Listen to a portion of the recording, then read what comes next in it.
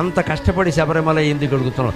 ఎంత యాతన పడాలండి భౌతికంగా వెళ్ళాలంటే. ఇప్పటికీ వాహనాలు వెళ్ళిన దారి ఎంతో ఉంది కదండి, అక్కడ చచ్చినట్టు నడిచి వెళ్ళాల్సిందే కదండి. ఎంత యాతన పడతారు ఒక్కొక్కళ్ళు, ఎంత యాతన పడతారు. ఆ మెట్లు ఎక్కగలమా, అసలు ఆ దారిలో వెళ్ళగలమా?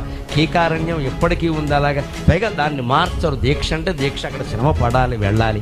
అక్కడ ఏదో హెలికాప్టర్లు పెట్టేసి నానా గొడవ చేస్తే దీక్ష లోకుమైపోతుంది. ఎప్పుడు కఠినమైంది కఠినంగానే ఉండాలి. దాన్ని మనం సాధించాలి కదా. దాన్ని సులభం చేసేస్తే ధనవంతులందరూ శుభ్రంగా కోట్ల రూపాయల టికెట్లు కొనుక్కొని వెళ్ళిపోతారు. అలా ఉండే అవకాశం ఉండకూడదండి. దయచేసి అయ్యప్ప దీక్షలో నిబంధనలు సరళించకండి, సరళం చేయకండి. అలాగే ఉండాలి, మనం పాటించాలి.